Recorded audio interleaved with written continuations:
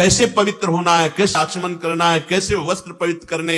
हमारा जीवन कोई पशु थोड़ी है कि जैसे पशु लघु शंका कर ली, सोच कर ली। आज हमारा जीवन पशुवत होता चला जा रहा है। बड़ा हम बुद्धिमान समझते हैं, लेकिन सोचाचार का ज्ञान नहीं है। पशुवत आचरण हो रहे हैं, पशुवत।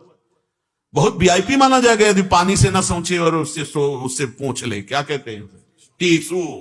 अगर वो पवित्र हाथ करके, पैर धो के, आचमन करके और आराम से आसन में बैठ करके, वो वीआईपी नहीं।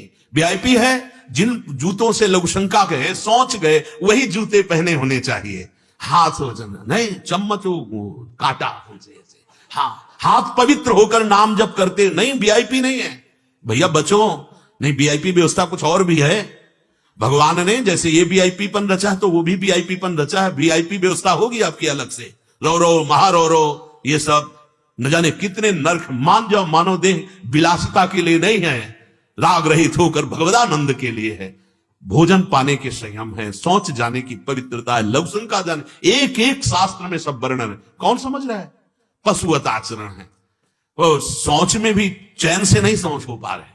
हम पेपर है, मोबाइल है, उसमें भी पूरी चैन। अरे कम से कम उतना टाइम मिला है तो अंदर राधा राधा जपते हुए चैन से सोच तो हो लो, थोड़ा पवित्र हो लो। वही कपड़ा पहने हैं, उसी से सोच गए, उसी में रसोई। बुद्धि भ्रष्ट नहीं होगी और क्या होगा? कहां पवित्र आचरण? शास्त्र की आज्ञा को भगवान हमारी कामना पूर्ण कर दे। देखो उन चरित्रों को पढ़कर जिन्होंने कामना की तो कैसे पवित्र आचरण किए, कैसे अनुष्ठान किए, कैसा तप किया, कैसे व्रत रहे, तब उनकी कामनाएं पूर्ण हुई है। 5 ये कर्मेंद्रियां हैं और 5 ज्ञानेंद्रियां हैं। श्रवणेन्द्री, त्वगेन्द्री, नेत्रेंद्री, रसेंद्री, घ्राणेन्द्री। ये 10 क्रिया सहित रहती, हर समय क्रिया होती रहती। इसलिए चाहे ज्ञानेन्द्री को चाहे कर्मेंद्री को क्रियावान सब है। आंख मूंद लिया तुम देखेंगे नहीं, मूंदो आंख, दूसरे दृश्य चालू कर देगा मन, तुम्हारे अंदर टीवी शुरू कर देगा, अंदर ही सब दिखाना शुरू कर देगा। क्रिया हो रही है। हाँ, बचो, ये बचने के लिए मिला, मिटने के लिए नहीं मिला। ज्ञानेन्द्रिया, कर्मेंद्रिया, देखना, सुनना, स्पर्श करना, चलना फिरना, भोगना, लेना देना, इन सब इंद्रियों से हो रहा है।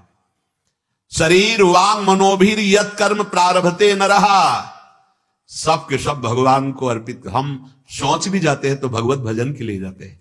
शौच गए, स्नान आदि किया, पवित्र किया। हमारा लक्ष्य क्या चल रहा है? श्री जी की सेवा है, भजन है, वो भी भजन के अंतर्गत हो जाएगा। और शौच में चाहे गृहस्थ हो चाहे विरक्त, तो उतना समय तो बहुत ही एकांत है। नहीं, एक महात्मा थे तो जहां देखते 4 लोग आ रहे हैं तो बस उस समय तो शौचालय हुआ नहीं करते थे, बाहर निकल शौच जा रहे हैं। एकांत सेवन। हमारी चित्त वृत्ति भगवान में कम से कम लगे, थोड़ा तो विचार कीजिए। उस समय भी प्रपंचरत है, मोबाइल लेके जाओ, वही मोबाइल रसोई में, वही मोबाइल पूरे से अपवित्र हो रहे हो। प्रार्थना है, अगर थोड़ा भी अपनी बुद्धि को पवित्र करना है तो शौचाचार का ज्ञान होना चाहिए। शौचाचार का ज्ञान नहीं है तो यही तुम्हारी बुद्धि को भ्रष्ट कर देगा। अभ्यास बहुत परम पवित्र होता है। अगर लघुशंका की पादुका है, बात हम कर रहे हैं या किसी और पादुका में पैर गया तो मंत्र नहीं चल सकता। वो अपने आप नाम चलने लगेगा, मंत्र रुक गया, फिर ये ध्यान आएगा बाद में, अच्छा बलिहारी है अभ्यास की। ये नहीं कि शौचालय में बैठे एक बार भी मंत्र स्फुरित हो जाए, ऐसा नहीं। और अभ्यास उसका है, पर वो अभ्यास बीच में रखा, उस समय नाम चलेगा।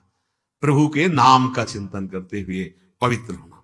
देखो ये साबुन आदि जो है, वो जैसे सीसी में आता है, ऐसे करो आ जाता है, क्या कहते हैं उसे, हैंड वॉश, उससे तो कर लो। हम कह रहे हैं करो, आज ठीक है, अच्छा है, पर रज का जरूर सेवन करो। थोड़ी रज लेकर के, हाँ, पहले एक हाथ को कई बार पवित्र करे जिससे मल धोया है, फिर दोनों हाथ पवित्र करे।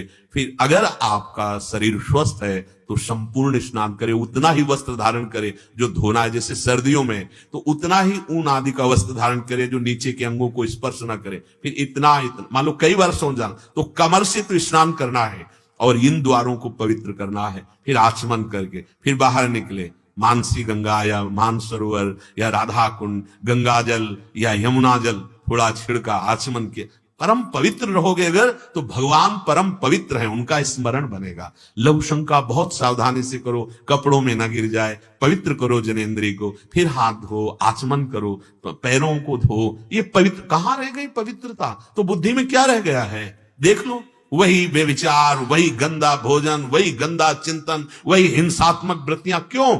आपके आचरण पवित्र नहीं, आपका भोजन पवित्र नहीं, आपका पेय पवित्र नहीं, तो आपके विचार कहां से पवित्र होंगे? और विचार पवित्र नहीं तो दुख, शोक, चिंता, भय, हाहाकार मचा हुआ है हृदय में। ये जो हमारे शास्त्र वर्णन करते हैं, जो संत जन वर्णन करते हैं, जो अपने आचरण में उतार के दिखाते हैं, ये कोई हंसी मजाक नहीं है।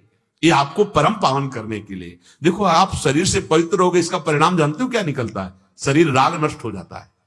आप पवित्र विचार करोगे तो इसका परिणाम क्या होगा? अंतःकरण का राग नष्ट हो जाएगा।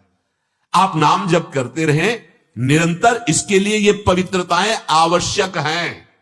अगर ये पवित्र नहीं तो नाम में रति ही नहीं होगी, उल्टा सीधा विचार आएंगे, नाम छूटता रहेगा। बहुत गुरुजनों को, महापुरुषों को देखा पवित्र, ये शरीर भी पवित्र होना चाहिए, हमारा हृदय भी पवित्र होना चाहिए।